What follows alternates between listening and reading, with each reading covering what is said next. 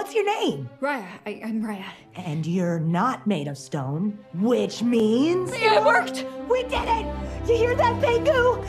At nagbabalik tayo sa isa na namang pelikula na mula sa Disney. Ano-ano kaya mga nalagpasan mong nakakatuwang detalye, Easter eggs at movie connections sa pelikulang Raya the Last Dragon.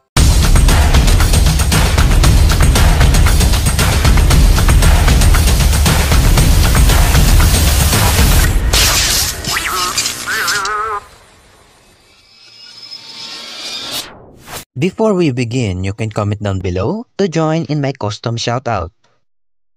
Ang pelikulang ito ay nangyari sa kalupaan na tinatawag na Kumandra.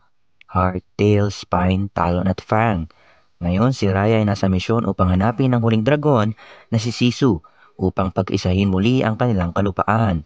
Tandaan natin na laman ng pelikulang ito ang iba't ibang tradisyon na mula sa mga bansang Laos, Indonesia, Thailand, Vietnam, Cambodia, Singapore at Malaysia. Kung ang Pixar Studio ay mahiling magtago ng ilang Pixar Ball, Pizza Planet Truck at ang sikat nilang A113 sa mga pelikula nila, syempre hindi papatalo ang Disney sapagkat ginawa rin nila ito sa pamamagitan ng paglalagay ng natatagong Mickey Mouse sa mga pelikula nila. Gaya na lang sa eksenang ito.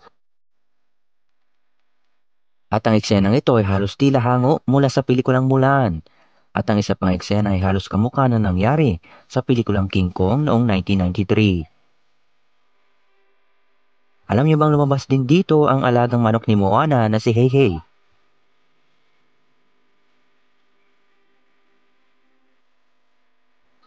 Nagkaroon din ng reference si Bruni na mula sa Frozen 2 sa pamamagitan ng kanyang paggalaw.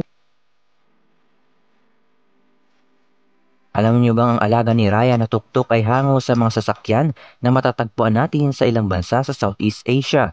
Siyempre, hindi magpapatalo ang Pilipinas sapagkat ang ginamit dito ni Raya ay ang tinatawag nating arnis o kali eskrima. Ito ang M-Stream. Kung nagustuhan mo man ang video kong ito, huwag kalimutan mag-iwan ng like, subscribe ka na, and abangan pa ang iba't ibang proyekto ko. Dito lang yan sa M-Stream. Salamat mga ka-streamers.